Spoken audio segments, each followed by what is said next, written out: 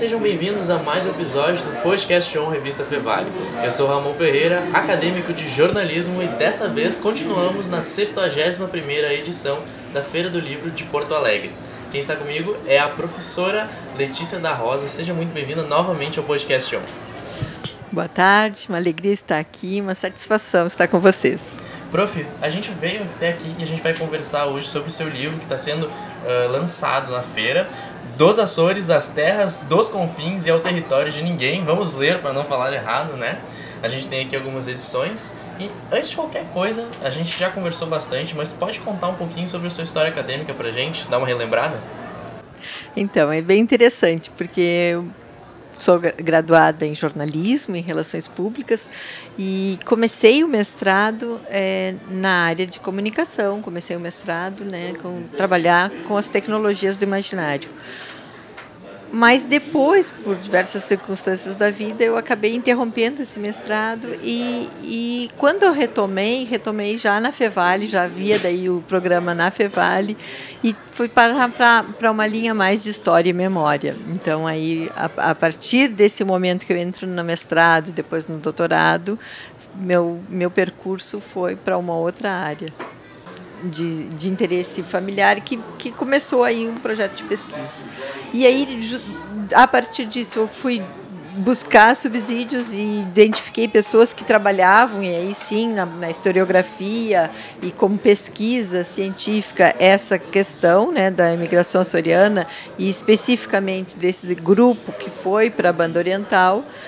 E coincidiu justamente com o início do mestrado na Fevale, com o lançamento do programa de processos e manifestações na Fevale.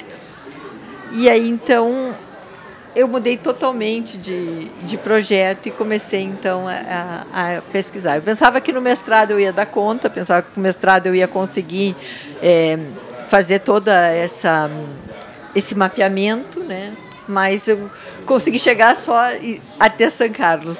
Depois voltar para Jaguarão, tive que fazer o doutorado para conseguir dar conta dessa pesquisa. Mas felizmente no final a gente está aqui em 2025 com esse livro em mãos.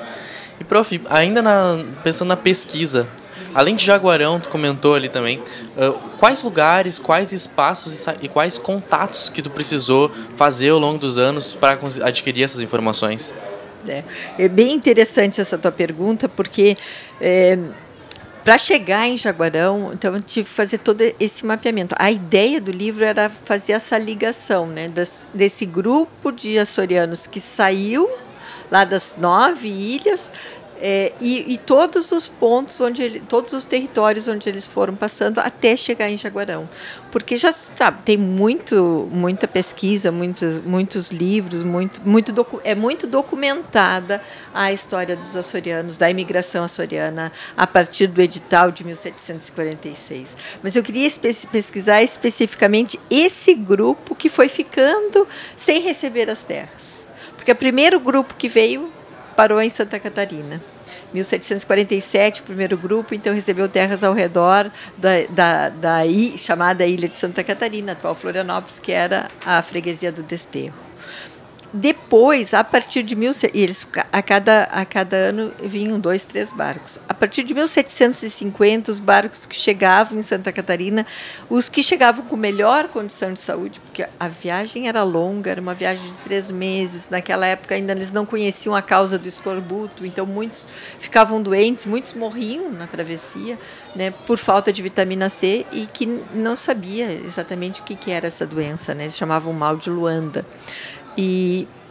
Então, mas esses que chegavam com melhor condição de saúde eles enviados então em outro barco para vir para a Barra do Rio Grande, para a Vila do Rio Grande. A proposta é que eles fossem para a região das Missões, que em 1750 teve o Tratado de Madrid, e então esse grupo ia ser colocado para povoar as missões onde ia sair, teoricamente, era para sair as reduções jesuíticas. Obviamente que isso não deu certo, então esse grupo ele ficou instalado provisoriamente na Vila de Rio Grande. ainda com a esperança de que houvesse solucionar as guerras guaraníticas e poder enviar esses casais, essas famílias para lá. Isso, passou 1 ano, passou 2, passou 3. Então, de 1750 até 1763, eles ficaram nessas condições, sem receber as ajudas prometidas, sem receber as terras. Nada daquilo que havia sido proposto no edital não se cumpriu com esse grupo. E aí, em 1763, houve uma invasão, porque Rio Grande teoricamente seria a última fronteira ainda do que estava povoado naquele espaço, e houve uma invasão espanhola, então. Já haviam invadido a colônia do Sacramento, invadiram o Rio Grande. A maioria, muitos conseguiram fugir, mas um grupo que não conseguiu fugir, que permaneceu ali, foi enviado, então, pelos espanhóis como prisioneiros de guerra, né? A gente às vezes pensa prisioneiro, pensa como a gente vê hoje, né? Enjaulado, acorrentado, mas não. Eles foram prisioneiros de guerra e eles foram enviados então para fundar uma cidade. E aí eles foram então para essa região de Maldonado, fundaram a cidade de San Carlos. Então era uma cidade de portugueses, uma cidade de açorianos no território rival. Em território espanhol. Território espanhol. E aí eles ficaram ali, e aí eles receberam tudo aquilo que Portugal tinha prometido e que não havia cumprido. Terras, subsídios, né, sementes, todos os materiais para poder se estabelecer e povoar aquele território. Mas ainda assim, embora tenham prosperado e prosperaram muito rapidamente, tem muitos documentos sobre essa questão, eles ainda estavam sob o jugo espanhol, ainda eram vistos como estrangeiros, né, como, de certa maneira, até inimigos, porque ainda era um período de rivalidade. Então, quando saiu o Tratado de Santo Ildefonso, em 1777, o tratado era para definir as fronteiras e os limites dessa parte da América entre Portugal e Espanha. Mas quando saiu esse tratado, uma das coisas que o tratado discutia também era a questão dos prisioneiros de guerra. Então aí havia essa possibilidade de eles serem indultados, liberados pela Espanha para retornar para o território português e indultados pela coroa portuguesa para retornar e não serem considerados traidores, né? Porque, de certa maneira, pairava também sobre eles, ao mesmo tempo que os espanhóis viam esse grupo como com suspeita, porque eram rivais de um outro território, de um grupo inimigo. Voltar ao território português, voltar para a Vila de Rio Grande, também havia essa suspeita de serem vistos como traidores, né, porque tinham estado no território espanhol. Que confusão, esse pessoal teve que ir de um lado para o outro. Exatamente. E para entender bem essa história, vou ter que ler o livro, né, para entender todo o processo. É uma história que eu não conhecia, agora que eu estou conhecendo essa questão dos Açores, mas eu vou acompanhar. Eu vou ler com certeza para acompanhar essa história, prof. E aí a gente está só na metade, porque aí eles voltam para Rio Grande, uma maior parte, alguns ficam, mas a maior parte volta para Rio Grande e não recebem as terras de novo. Então... E aí eles seguem, e é por isso que uma parte, os que não conseguiram as terras, vão parar no Cerrito do Jaguarão, né, que dá origem... Né, não é a origem da cidade, do município de Jaguarão, não é só de açorianos, né, mas antes mesmo da fundação da freguesia, esse grupo já estava lá. E com isso foram passando os anos até que chegou em uma jornalista que decidiu pesquisar sobre isso e acabou publicando um livro que hoje está na 71ª edição da Feira do Livro em Porto Alegre. Prof, qual que é o sentimento de participar de uma Feira do Livro da Feira do Livro de Porto Alegre como escritora? Uma alegria porque esse trabalho eu dediquei muito tempo. Né? Fui aos Açores, encontrei várias pesquisadoras, participo junto com esse grupo de pesquisadores. O livro teve o apoio do governo dos Açores, né? Da Direção Regional das Comunidades. Então, é uma alegria hoje estar aqui com essa sensação assim, de poder entregar esse trabalho, né? Essa trajetória, como tu havia perguntado, né? Os múltiplos percursos, os múltiplos pontos por onde esse grupo passou, até chegar em Jaguarão. E pensando nos próximos passos, espero que não para mais 25 anos, talvez um pouco menos, outros livros, outros artigos, outros documentários? Tem alguma coisa planejada já? Atualmente eu ainda continuo trabalhando com esse grupo, porque o livro eu selecionei 7 famílias. Então, embora sejam muito mais famílias, eu selecionei 7 famílias para ilustrar esse percurso, né? Fazendo um pouco dessa trajetória, contar a história dessas famílias, como para mostrar como é que foi toda esse episódio.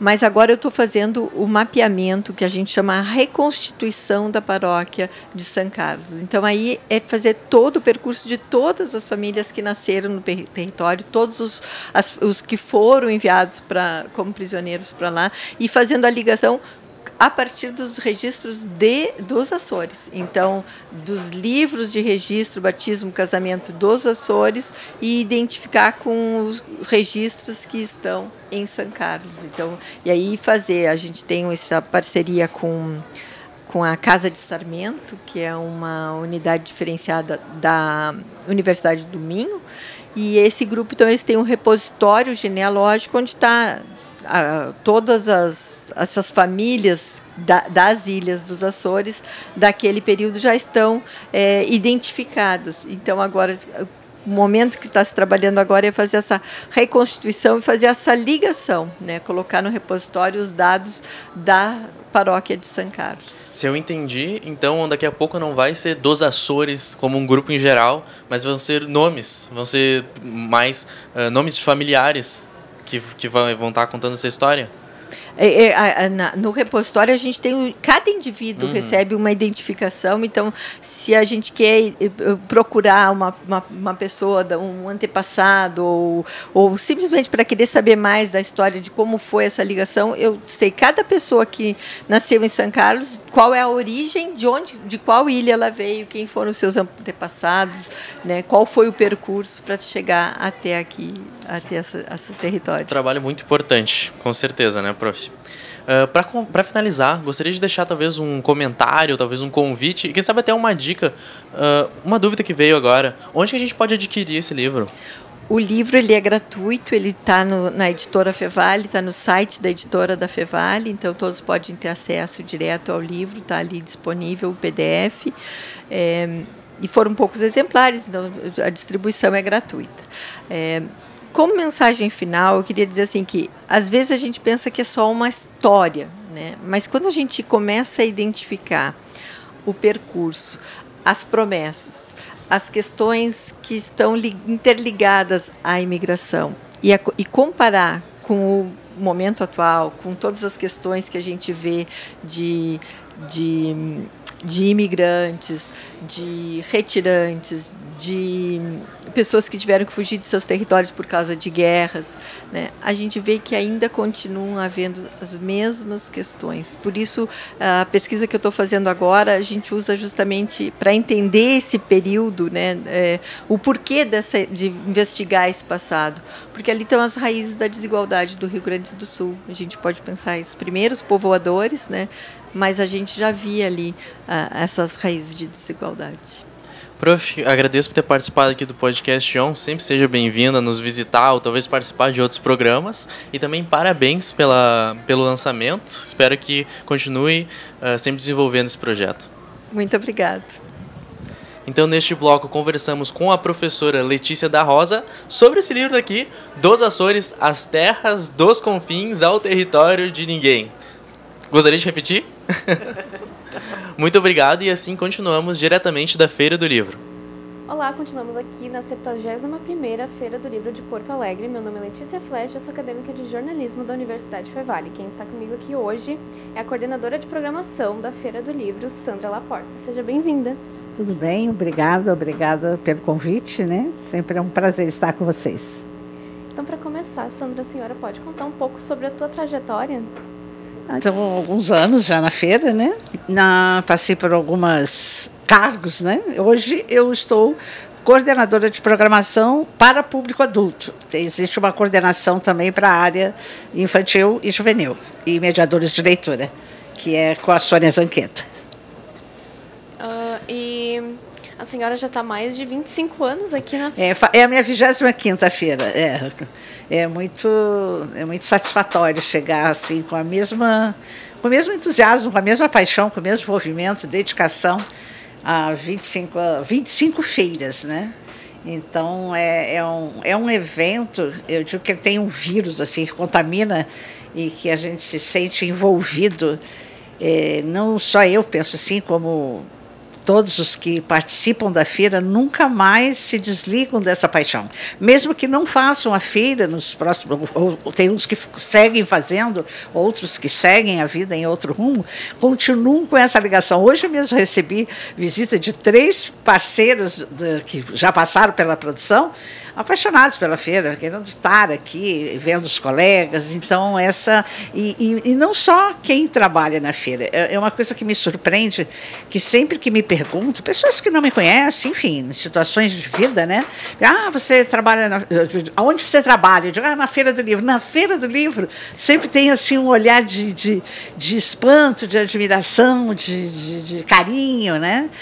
O Porto Alegre ama a Feira do Livro. Isso não tenho a menor dúvida. E nós, então, que estamos envolvidos muito mais ainda, né? Com certeza. E como a senhora já está trabalhando aqui há 25 anos, a evolução da feira até agora? A evolução da feira até agora? A evolução. Eu acho que tem eu sempre digo que a proposta inicial da feira se mantém, que é aproximar o livro do leitor. Então, isso é muito bonito, de ver que os anos se passaram, as formas se modificaram, as propostas cresceram. No início não tinha nem programação cultural, né? Não tinha nem patrona, etc. E isso foi evoluindo, foi crescendo, foi mudando. O próprio tempo vai trazendo essa novidade, a gente vai absorvendo e vai devolvendo. É um caminhar como a gente caminha pela vida, né? A feira também caminha pela vida e vai crescendo e vai absorvendo e vai colocando no seu formato, não só na programação, como no seu formato físico, o que a modernidade traz, não é? Às vezes eu me pergunto como é que a gente trabalhava sem celular, produzia tudo sem celular. Hoje mesmo tivemos uma situação que tinha que chamar uma intérprete de Libras, enfim, uma situação de produção. Eu ainda olhei para o colega, gente, como é que a gente trabalhava sem celular? Você ia correndo feira fora para saber, né? Provavelmente, eu não lembro, e nem imagina trabalhar sem o drive. Meu Deus. Mas é isso, a gente vai absorvendo, vai crescendo e a feira vai se adaptando. Hoje nós temos podcast na feira, não é? Que é um formato bem moderno, bem contemporâneo, né? E vamos absorvendo e crescendo juntos. E considerando o trabalho de curadoria, quais são os grandes destaques dessa edição da feira? Muita gente boa. Passou e vai passar ainda pela feira, né? Nós estamos na segunda-feira, a feira vai até domingo e grandes nomes ainda estão por vir. Hoje nós temos a Mara Moira, aqui no Teatro Petrobras Carlos Urbim, às 17h30, numa mesa sobre literatura trans, com a mediação da Nani Rios, com a Agni também na mesa. Hoje é dia 10, né? Amanhã, eu teria que ver a minha cola, mas lembrando assim, temos também um pouco de arte e de música na feira, né? Teremos a participação do Sarau do Coronel, que sempre traz para a feira um espetáculo muito bom, de muita qualidade, tanto musical quanto de poesia. A presença de Emily Borghetti, teremos um grande nome, exatamente um grande nome, que é o Miguel Nicoleles, um dos maiores cientistas brasileiros, presente na feira, vai ser no dia 15. No dia 14 nós vamos receber a jornalista e influenciadora Mili Lacombe, no dia 14. E hoje nós temos também a Giovanna Madalosso, que é uma escritora jovem, com uma literatura de grande projeção nesse momento. Vários nomes ainda temos pela frente. E a feira, ela também é um local de valorização para também os autores aqui regionais, né? É isso que eu ia dizer. Esses nomes que eu me refiro, tenho os gaúchos presentes também, né? Que como é o Jefferson Tenório, que não é bem gaúcho, mas é meio gaúcho, né? O José Faleiro, a Lilian Rocha, a Thay Yasmin, a Ana dos Santos, muitos gaúchos. A programação tem em torno, vou dizer uns números aproximados por enquanto, não é uma informação, uma suposição, mas em torno de umas 350 pessoas, sendo que 42 são de outros estados e 17 internacionais. E o restante são gaúchos. Então, a maioria que compõe as mesas, os bate-papos, os encontros, são gaúchos. Não é? E eu tenho um grande orgulho de dizer que a maioria são mulheres. A cada ano, mais mulheres participam, né? E esse ano, eu acho que é uns quase 20% a mais de mulheres. Teremos um grande seminário de bibliotecas, é o 14º Seminário Internacional de Bibliotecas, em parceria com várias instituições ligadas ao livro e à biblioteca, que irá acontecer lá no Memorial do Legislativo, que é na Duque de Caxias, 1029, e com presença de autores gaúchos, nacionais e internacionais. É um seminário que eu tenho muito carinho, há muitos anos acontece, sempre participo da produção e com certeza seguirá anos afora nessa parceria com essas instituições e a Feira do Livro e a Câmara do Livro. E como que é feita essa seleção de autores que vêm aqui para a programação?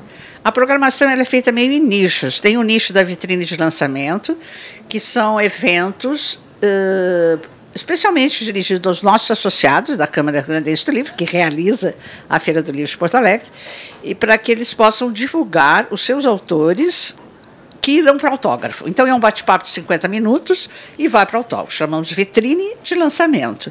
Não só os nossos associados participam, e autores independentes e editoras independentes. Esse é um nicho bem objetivo, onde essas editoras e parceiros e autores independentes me procuram, e colocamos numa agenda e organizamos toda essa rede, que esse ano tem mais de 90 vitrines, então eu diria que é uma produção bem detalhada. Mas não é uma curadoria exatamente. Isso chega e eu organizo, porque eu também sou a produtora.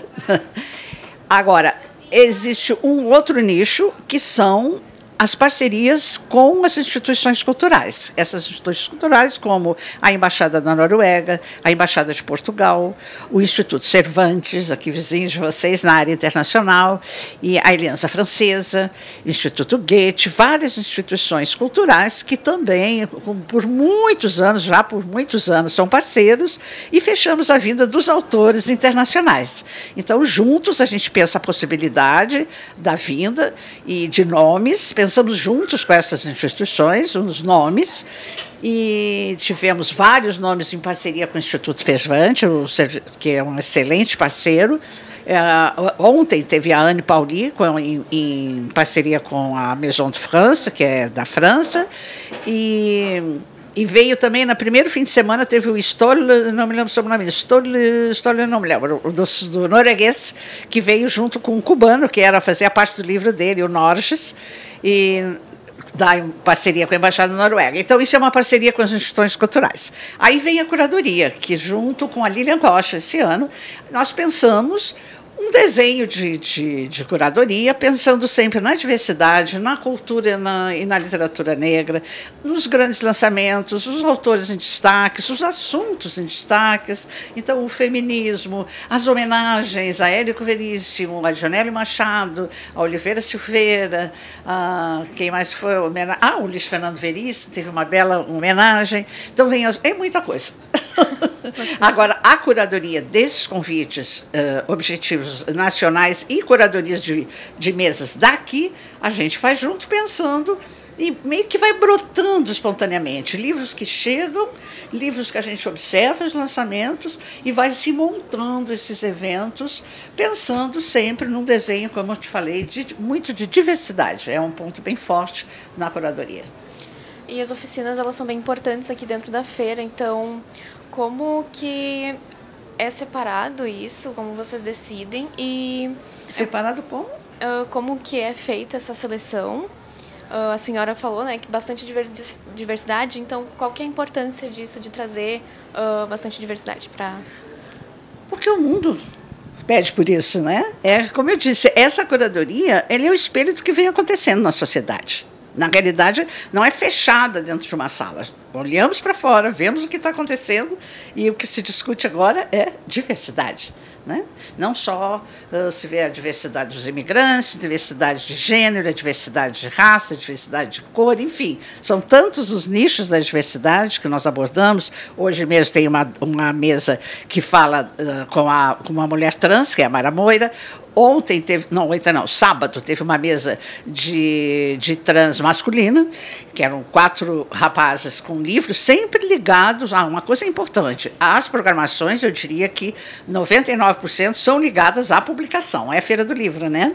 Então, todos lançando livros também, a Mara Moira também lançando livro, e então é o que está presente na nossa vida, o que a gente vê na mídia, é o que a gente vê nas redes, e isso vai chamando a atenção, as editoras vão colocando os seus lançamentos, a gente acompanha. Eu trabalho muito em cima dessa busca, principalmente em janeiro, fevereiro, março, durante o ano todo, mas nesses meses que a produção, vamos dizer, fica um pouco mais lenta, eu me preocupo em ler mais, né?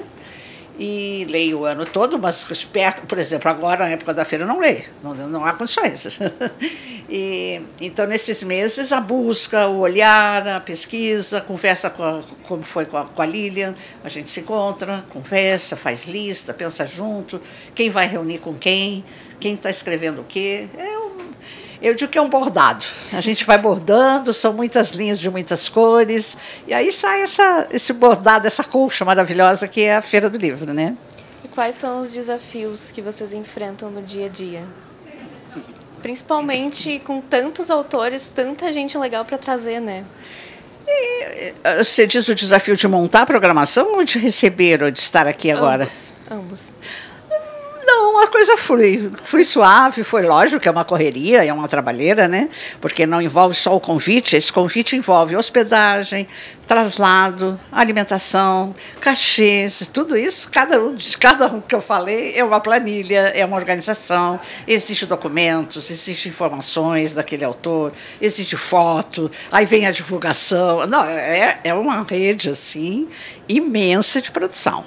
As pessoas não imaginam, às vezes me perguntam assim, em maio, junho, você já está trabalhando na feira? Eu digo, você pensa o quê? Que a feira brota assim, tipo um pó de pirlim-pim-pim, puf, e surge debaixo das pedras?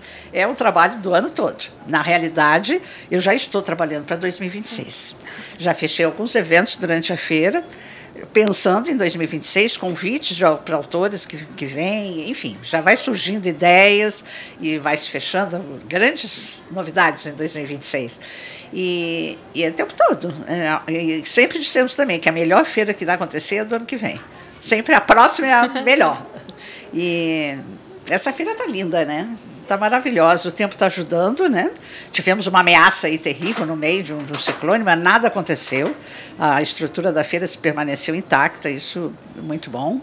E está um dia lindo, e eu convido as pessoas de virem para a praça e acessar as nossas mídias sociais, onde informações bem interessantes se encontram ali para você buscar, escolher no site, né? Faça a sua agenda e vem para a praça porque a festa é agora.